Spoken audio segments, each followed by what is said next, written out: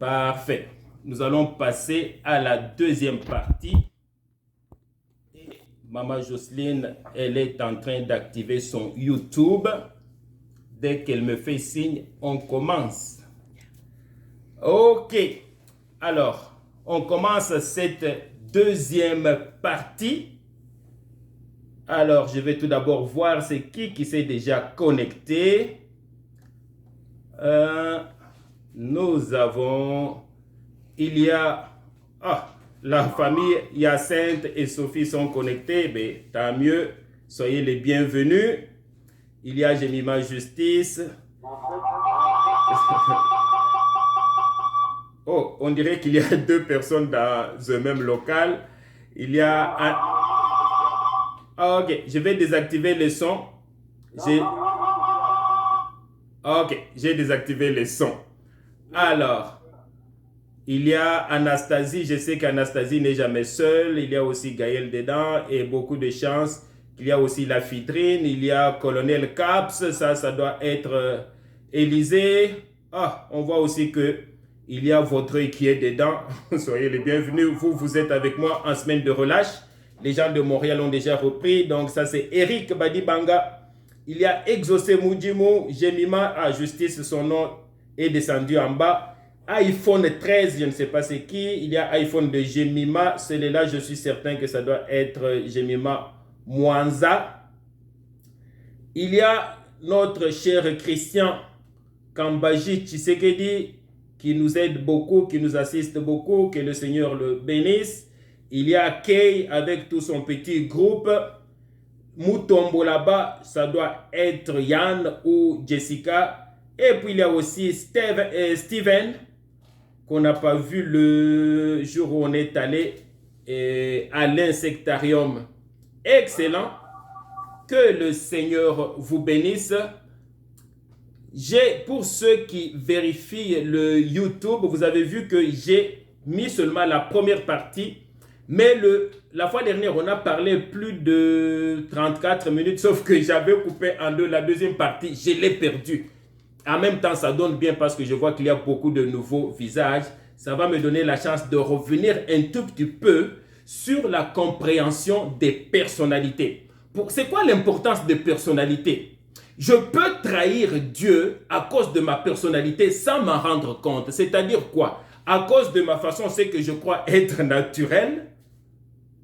Un frère n'est pas content, il se sent pas aimé, il se sent toujours comme rabaissé, sans que je me rende compte. Et puis ce frère-là ne va jamais aimer Dieu et d'ailleurs il ne va jamais développer de bonnes relations avec moi. À cause de quoi? De manque de connaissance de ma propre personnalité. Voilà pourquoi avec vous, avec certains d'entre vous, nous avons parcouru 4 personnalités importantes. Nous avons dit qu'il y a des sanguins, il y a des colériques, il y a des mélancoliques, il y a des flegmatiques. Tout d'abord, pourquoi l'importance de connaître les personnalités? Parce que il y a beaucoup de façons d'être qui me sont naturelles à moi, que je trouve normales, mais que pour quelqu'un d'autre ne sont pas du tout normales, et surtout pour les personnalités qui ne sont pas les miennes. C'est ce que j'ai appelé la fois dernière, c'est comme des angles morts. Angle mort, c'est quoi? Je conduis l'auto. Il y a un endroit que je ne vois pas, mais cet endroit-là existe. Et si je ne fais pas attention, je vais cogner quelqu'un et faire un accident. Donc, en d'autres termes, comment est-ce que les autres me perçoivent? Est-ce que les autres me perçoivent comme moi je me perçois? La réponse est non. Et donc, un chrétien doit avoir l'humilité d'écouter les autres quand les autres parlent, quand les autres se plaignent. Il faut avoir l'humilité d'écouter parce que quand les autres se plaignent, ils sont en train de te dire exactement ce que les personnalités veulent dire. Tu entends quelqu'un qui te dit là, ça peut être ton frère, ça peut être même ton père, ça peut être aussi l'inverse, une fille, un fils qui dit à son père, ça peut être un ami, mais toi tu ne m'aimes pas. Et toi tu vas dire, mais pourquoi tu dis ça? Après tous les efforts que j'ai fait, les sacrifices que j'ai fait pour toi, je t'ai donné ça. Non, non, non, non, non, non. Ma chère, mon cher, tu perds ton temps. Si quelqu'un te dit que tu ne m'aimes pas, ne te défends pas. Rentre en toi et cherche à savoir pourquoi il a dit ça. C'est-à-dire, quel est l'aspect de ta vie, de ta personnalité qui lui fait sentir cela. Mais cet aspect-là, toi, tu ne le vois pas, c'est dans ton angle mort et c'est naturel, tu es venu au monde avec ça. Voilà comment on grandit comme chrétien, voilà comment on améliore les relations autour de soi. Parce que vous serez étonné que les gens qui sont ensemble, qui s'aiment, le papa paie des efforts pour son fils, le fils aime son papa, mais à la longue, ils finissent que chacun va de son bord, ils ne se parlent pas, ils ne se voient jamais. Pourquoi? À cause de l'ignorance des personnalités. Je vous ai dit, quand on aime Dieu, on doit faire tout pour connaître Dieu à travers la Bible. Quand on aime le prochain, on doit aimer le prochain. On doit faire tout aussi pour connaître comment le prochain fonctionne mentalement, psychologiquement. Ne pas apprendre cela, tu vas être étonné que tu es un chrétien, mais tes relations sont pourries par ignorance. Tu entends quelqu'un te dire, mais toi tu es vraiment plate là, tu ne t'amuses jamais. Ne te défends pas. Retourne en toi, prie Dieu qu'il puisse te montrer, et pourquoi il dit ça? Quelqu'un qui dit, mais toi tu es méchant là avec moi. Ça veut dire qu'il y a un aspect de ta personnalité, parce qu'il ne ment pas. Il te dit la vérité, mais toi aussi quand tu réponds que non, ce n'est pas vrai là, tu dis la vérité aussi, mais sauf que tu es ignorant de l'aspect de toi qui lui fait sentir de cette façon-là. Donc ni toi ni lui, il n'y a pas de menteur, il y a seulement l'ignorance de ta part, et il y a aussi lui qui ne comprend pas que tu ne comprends pas et qui pense que tu es méchant. Donc apprendre les personnalités, oh mon Dieu, tu te fais un bien énorme parce que c'est épuisant. Être en chicane continuellement, vous n'avez pas d'idée. Ça crée de maladies, vous n'avez pas d'idée. Et tout cela à cause de l'ignorance. Quand quelqu'un te dit là que tu parles toujours, tu parles trop, écoute-le, il a raison. Donc, voilà pourquoi nous étudions. Quand quelqu'un te dit là, mais toi tu es comme un cervelet là, tu perds toujours ton temps. Toi, tu dis, mais j'ai fait tout ça pour toi. Peut-être qu'il a une personnalité, un tempérament qui est différent du tien et toi, tu ne le vois pas. Tu ne me respectes jamais. Moi, je ne te respecte pas. Mon Dieu, regarde qu'est-ce que j'ai fait. Toi, tu vas continuer à lui faire la liste de toutes les choses que toi, tu crois faire pour lui prouver ton respect. Mais lui, il a toute une autre personnalité. Il voit les choses totalement différentes. Parfois, là, tu entends, mais toi, tu ne comprends rien. Moi, je ne comprends rien. Mon frère, ma soeur, si quelqu'un te dit que tu ne comprends rien, là, rassure-toi, tu ne comprends rien. Peut-être c'est une généralisation abusive, une exagération. Ça veut dire que l'aspect dont lui, il est en train de parler, qu'il intéresse dans sa tête, là, tu ne le comprends pas. Et comme chrétien, tu dois avoir l'humilité. On te reproche quelque chose, tu prends un recul, tu commences à étudier, tu peux même aller poser la question à la personne, mais pourquoi tu as dit ça? Est-ce que tu peux m'expliquer? Il va t'expliquer au moment où tu n'es pas monté, lui non plus ne pas monter. La seule chose à ne jamais faire, c'est te justifier, ne le fais pas. Parce que quand tu te justifies, tu seras étonné que tu vas changer d'environnement. Tu peux même ne plus être en relation avec cette personne-là. Et puis tu vas voir que ça va être la chose qui va se répéter. Et toi tu es trop bavard, et toi tu es trop ceci, trop cela. Voilà l'importance.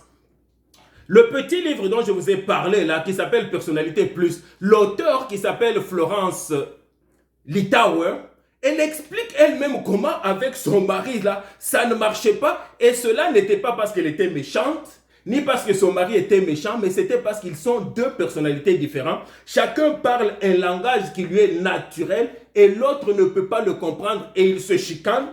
Dans la chicane, là, ils sont tous sincères, mais ils ne se comprennent pas. Elle raconte cette histoire, j'ai raconté à 2-3 à ceux qui étaient là la fois dernière. C'était leur lune de miel. Le moment où le couple est le plus heureux, fantastique, où il n'y a pas les chicanes qui existent parce qu'on se comprend. Alors, au bord de la mer, elle, la femme, en train de manger distraitement, n'est-ce pas, ses raisins. La vie est belle, elle regarde au bord de l'eau. Qu'est-ce qui peut nous déranger ici? Un calme total. Elle pense dans sa tête, waouh, ça doit être l'homme le plus heureux au monde parce qu'elle a une femme la plus heureuse, calme, tranquille. Entre-temps, le mari, lui, ne voyait pas tout cela. Parce que dans son schéma mental là, il ne voit pas le fait que quelqu'un s'amuse, relaxe. Non. Lui, la chose qui est dans sa tête, la seule chose normale là, c'est l'ordre. Les choses doivent être faites de façon parfaite. Évidemment, c'est un perfectionniste. Et qu'est-ce qui était en train de le déranger, lui? La façon dont sa femme mangeait le raisin. Et puis, il pose la question à sa femme. Hey, attendez, est-ce que j'ai quelqu'un qui vient d'arriver? Ouais, parfait. Devinez qu'est-ce qu'il pose la question à sa femme qui ne s'attendait pas du tout à une telle question. Et toi, tu aimes le raisin, n'est-ce pas? Ben oui, j'aime le raisin. Elle a pensé que c'était une question innocente. Tu aimerais sans doute savoir comment le manger correctement. Et la femme est sortie de sa rêverie. Attends, manger correctement. Il y a une façon de manger correctement des raisins. Ça existe-tu? Ben oui. Regarde, le mari prend le raisin. Tout le monde sait qu'il faut manger comme ça. Il prend des ciseaux, il coupe avec ordre, il mange. La femme étonnée, attends. Maintenant, c'est bon dans la bouche parce que tu as fait ça. Il répond, ce n'est pas pour le goût, mais c'est pour l'aspect. Ça reste bien et tout ordonné. Mais toi, tu grappilles par-ci, par-là, c'est désordonné. La femme ne comprenait pas. Elle dit, attends, est-ce qu'il y a un jury là qui est en train de vérifier comment est-ce qu'on mange les raisins, qu'est-ce qui est propre? Ah. La femme n'en venait pas. Elle a dit, ah, écoute, laisse faire là. Elle était fatiguée. Et l'homme, parce que la femme a dit comme ça, il s'est aussi fâché parce qu'elle n'écoute pas. Ils ne se sont pas parlé. Et puis leur lune de miel est gaspillée comme ça. Là, je parle des adultes. Vous allez dire, mais mon Dieu, ils sont stupides. Non, ils ne sont pas stupides. Elle, c'est une écrivaine. Lui, c'est un ingénieur. Hein, qui arrive. Où est-ce qu'on va accepter ça? Ok, par ici. Ah, on a Luquin. Et puis, on a un téléphone qui arrive. Un autre téléphone. Excellent. Donc, vous comprenez que si ça arrive aux adultes, imaginez quand on est encore un jeune chrétien, c'est continuel. Il y en a même qui peuvent quitter une église. À cause de quoi? À cause de tempérament, à cause de personnalité, parce qu'on ne se comprend pas. Vous êtes dans un département, l'autre parle un peu plus, l'autre... Alors, revenons à ce couple-là. Avec le temps, la femme était désespérée, mais... elle n'a pas voulu rester dans l'ignorance. Elle s'est mise à rechercher, à étudier un peu la psychologie humaine, comment fonctionnent les tempéraments. C'est ainsi qu'elle est venue avec ce livre-là. Elle a compris quoi? Que son mari, c'était un mélancolique. Beaucoup d'entre vous, vous comprenez aujourd'hui c'est quoi un mélancolique. Un mélancolique, là, dans son cerveau, là, est fait pour aimer l'ordre, la perfection. Il voit les choses toujours avec un grand sérieux. Ce sont des gens qui aiment les calculs, qui aiment commencer par A, B, C, D. Il ne peut pas sauter de A à Z. Ce sont des perfectionnistes. Même s'il a 1 an, il met les souliers à leur place. Ils sont ordonnés. Tu vas dans leur casier. Quand ils sont au secondaire, à l'université, tout est impeccable. Ces gens-là, là, ce sont des gens ordonnés. Et qu'est-ce qui leur fait plaisir dans la vie? C'est l'ordre et la perfection. Ils vivent pour ça. Alors que la femme, c'est une sanguine. Elle, là, elle vit pourquoi? S'amuser dans la vie, des émotions fortes. Voilà qu'est-ce qui l'emballe. Elle est en train de penser quand est-ce qu'on peut avoir une fête, on peut aller dans telle fête, aller dans une soirée. Voilà qu'est-ce qui l'intéresse dans la vie. Et faire une... Voilà. Donc, cette femme, maintenant, regardons la chicane entre les deux. Elle va dire à ses amis, mais il est malade, mon mari, là. Pourquoi est-ce qu'on vit? On vit pour s'amuser, pour quand même être heureux. Mais lui ne s'amuse pas, il est toujours en train de faire des choses, la maison est impeccable, etc. Mais ça sert à quoi? Tu sais quoi? Les gens vont dire, oui, oui, mais tu as raison quand même. Parce que oui, on vit pour quand même être heureux, s'amuser. Entre-temps, si on écoute l'homme, mais là, ma femme, là, vous n'avez pas d'idée. Elle est désordonnée, elle aime toujours sortir toutes les choses là. Au lieu de s'asseoir, produire, et puis penser, planifier l'avenir, les gens disent, oh, ça c'est un gars quand même sérieux, il pense planifier la vie, tout est ordonné, etc. Donc, au bout de la ligne, on se retrouve derrière le problème de quoi? De personnalités différentes qui va créer de chicanes. Maintenant, c'est quoi la solution entre autres? Ou bien, tu passes par la parole de Dieu, ou tu pense à une chose. Tu aimeras ton Dieu de tout ton cœur, de toute ton âme, et tu aimeras ton prochain comme toi-même. Ça veut dire qu'avec peu importe quelle personnalité, tout de suite, tu n'es pas offensé. Que la personne te reproche, tu n'es pas offensé parce que tu aimes ton prochain comme toi-même. Tu cherches à savoir, ok, c'est quoi? Tu passes par le dialogue, et puis apprendre de quoi il est question, et puis t'amender. Quand l'autre a agi mal, tu ne sautes pas sur le champ parce que ça va créer. Alors tu essaies un peu de parler. Tu peux faire cela comme tu peux aussi faire quoi? Apprendre comment fonctionnent les personnalités. Moi, dès que tu sais déjà que, oh, à travers le test que tu fais là, moi je suis un sanguin. Oh, voilà mes forces. Ah oui, c'est vrai. Si je regarde les forces d'un sanguin ici, là, ce sont des gens qui sont très expressifs, enjoués, sociaux. Ils sont convaincants, rafraîchissants, là, spontanés, optimistes, amusants. Là, sont des gens populaires. Dès qu'ils arrivent même dans un nouvel environnement, là, on dirait qu'après 1-2 jours, ils parlent à tout le monde. Et là, la facilité, excellent. Parfois, là, toi, tu n'es pas comme ça, tu les envies. Mais pourquoi moi, je ne suis pas comme ça, là? Ça ne m'arrive pas de parler facilement aux gens. Non. Apprendre les personnalités, c'est aussi pour t'accepter et pour accepter les autres. Maintenant, les mêmes qui ont ces forces-là, oh, si tu vas dans leur faiblesse, là, tu n'as pas. Ce sont des gens facilement arrogants, indisciplinés, ils sont très distraits. Il est en train de te parler, et si quelque chose arrive là-bas, ils se tournent, ils interrompent les gens très facilement. Le désordre, n'en parlons pas, ils arrivent souvent en retard. Donc, tu as cela.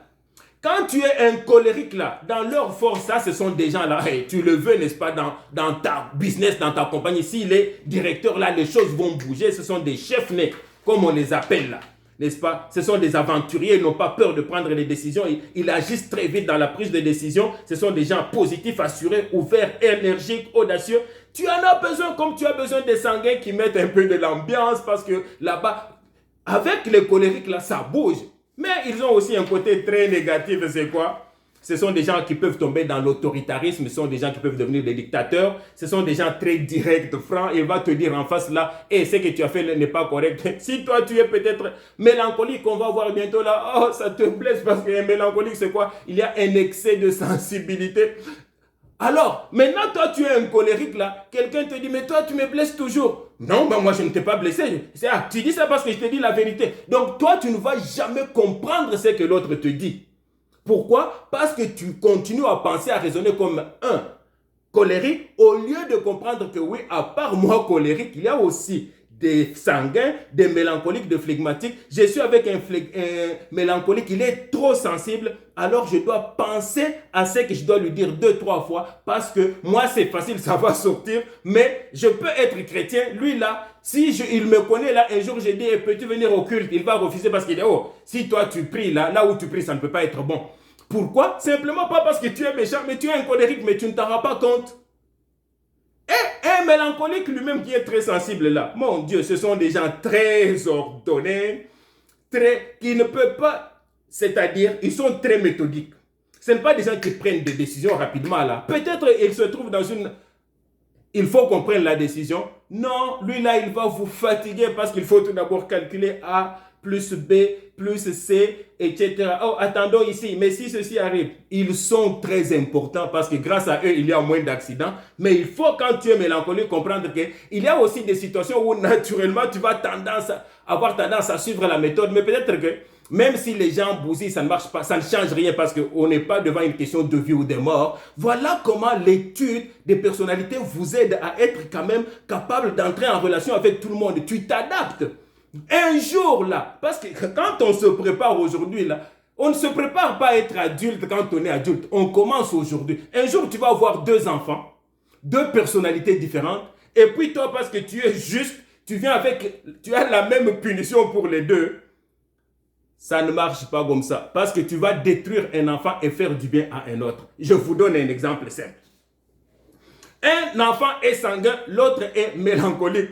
Le mélancolique aime parfois souvent être seul, dans la solitude, il est pensif, il est réflexif. Alors il a fait quelque chose, tu te fâches, tu le renfermes dans sa chambre. Ce n'est pas une punition pour lui, parce qu'il est bien.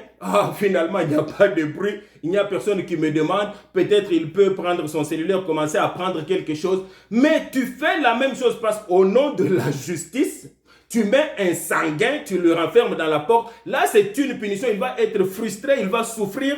Il va se demander, mais pourquoi tu as fait ça? Parce qu'il ne voit plus personne. Tu vois? C'est pour cela que même la justice, là, le terme justice est un terme déjà, justice comme égalité, là, c'est un terme qui est de plus en plus démodé, dépassé. Aujourd'hui, la justice, là, c'est souvent comme équité, c'est-à-dire, je tiens compte de la personne qui est devant moi. C'est comme dire, ok, tout le monde est égal devant, oh, il y a Emmanuel qui arrive. Excellent. C'est comme dire, ah, je prends un nom là au hasard là, Eric Badibanga va se battre avec Papa Bertin, n'est-ce pas? Alors, on met un montant de 50 $, ils vont faire la boxe, qui va battre l'autre là va gagner. Ah, il y a beaucoup de chances que Eric ne va pas me battre là, n'est-ce pas? Est-ce que ce combat-là était un combat au nom de la justice, que tout le monde est égal? Non, on doit faire quoi? Suivre l'équité, c'est-à-dire, on prend Eric, on cherche quelqu'un qui a son poids ou à peu près, ils vont se battre, on va prendre Papa Bertin, mettre quelqu'un qui a à peu près son poids, on ne va pas prendre quelqu'un qui a toutes les jambes, faire la compétition avec quelqu'un qui est handicapé. Voilà l'équité. Le concept de justice comme égalité, là, c'est de plus en plus dépassé, et d'ailleurs même depuis très longtemps. Et quand c'est la même chose un jour, quand tu es devant deux frères, tu n'agis pas de la même façon. Il faut connaître, ok, lui là c'est un flegmatique qui est lent, qui peut-être n'aime pas de chicane, qui aime que tout le monde soit bien. Je ne vais pas aller auprès du flegmatique, commencer à lui dire, et tel a fait ça, qu'est-ce que tu penses pour le critiquer? Pour toi là, ça te fait du bien quand tu critiques quelqu'un, mais le flegmatique c'est ça mal. Ah, mais quand il va apprendre ça. Et d'ailleurs, vous donnez un exemple, si tu renfermes un enfant flegmatique dans la maison, là, dans la chambre, parce qu'il était dans une chicane, peut-être, que lui n'a pas provoqué, lui là va se sentir mal, il va pleurer, pas tellement parce que tu l'as isolé, mais parce qu'il t'a fait mal. Voilà qu'est-ce qui le dérange, parce qu'il t'a fait mal. Alors qu'un colérique, s'il t'a fait mal, il est content parce que ouais, tu as appris la leçon. Donc, les gens sont différents. Tu dois connaître les personnalités. Maintenant, est-ce que nous sommes condamnés dans nos personnalités? La réponse est non. Tu vas étudier et tu vas trouver qu'à un certain point, tu peux cogner un mur. Oh mon Dieu, tu luttes avec ce problème de... Tu es peut-être quelqu'un qui se fâche vite, qui parle, et puis tu as fait des efforts, ça ne marche pas. Tu es peut-être une personne trop désordonnée, tout le monde, tu as même perdu un jour un emploi, ou tu as eu des problèmes quelque part. Tu fais tout d'abord ton effort personnel, et c'est là qu'intervient la grâce de Dieu. Tu le mets dans la prière, et tu commences à prier. C'est là que vous voyez l'action de Dieu à l'œuvre. C'est là que vous voyez l'action de l'Esprit Saint à l'œuvre. La chose pour laquelle tu as lutté pendant longtemps, et l'Esprit Saint va t'en libérer parce que tu pries et tu es sincère. Seigneur, c'est toi qui as dit d'aimer mon prochain. Mais regarde, j'ai toujours des problèmes, ça ne marche pas. Ou les gens ne m'aiment pas, ou moi je ne les aime pas. C'est à cause de mes angles morts parce que oui, je me suis rendu compte que peut-être je parle trop, mais je ne suis pas capable de me taire. Je me suis rendu compte que je me fâche trop. Je me suis rendu compte que peut-être je suis très... Alors... pour le savoir, il faut tout d'abord que tu fasses un examen, que tu prennes conscience que quand les gens te reprochent, tu n'as pas besoin toujours de renier. Oh non, ce n'est pas vrai, moi je n'ai pas fait ça. Non, non, non, non. Même si dans ta tête, ça te dit que ce n'est pas vrai là, arrête, ne discute pas. Ah oui? Pourquoi tu dis ça? Et tu cherches à savoir davantage. Mais si tu connais les personnalités là, dès que quelqu'un te dit quelque chose là, tu as déjà compris. Parce que tu connais tes forces, tu connais tes faiblesses et tu vas travailler dessus. Dieu qui est capable de libérer quelqu'un qui a des dépendances comme l'alcool depuis toute sa vie, les drogues, il y en a qui sont accros à tellement de choses bizarres. Mais dès qu'ils se tournent sincèrement le cœur vers Dieu là, il les libère. Voilà la puissance de l'Esprit Saint. Voilà la puissance de notre Sauveur Jésus-Christ. Voilà la puissance de notre Dieu. Mais il faut prendre conscience et lui demander, t'incliner dans la prière. Parce que quand tu as des problèmes avec les autres, ça ne marche pas dans les relations. Ça peut être les autres comme on a vu, mais ça va aussi être parfois souvent toi si tu entends des gens qui te reprochent. Et tu retournes vers Dieu, tu lui dis, comme vous souvenez-vous de notre point de départ, Seigneur, tu m'as créé à ton image et selon ta ressemblance. Seigneur, tu m'as créé une créature si merveilleuse. Seigneur, Jésus est mort pour moi pour montrer la valeur que je vaux à tes yeux. Donc, Seigneur, libère-moi. Je suis dans ce trou, ça ne marche pas. Et tu sais quoi? Parce que tu crois en ta valeur, le Seigneur va dire quoi? Exactement ce qu'il a toujours dit. Mais mon fils, qu'il te soit fait selon ta foi. Et tu crois que tu vaux beaucoup, je te garantis, tes relations vont suivre cette foi-là. Tu crois que le Christ est mort pour toi, tes relations vont suivre cela. Tu crois que tu es créé une créature si merveilleuse, les gens vont te respecter, les gens vont t'aimer et toi aussi tu vas aimer les autres. Excellent. On va s'arrêter là pour aujourd'hui. Et j'avais désactivé tous les micros. Et je vais voir s'il y a quelqu'un qui a une question ou deux questions. J'ai dit au hasard là, est-ce que vos micros sont actifs? Quelqu'un essaye de parler?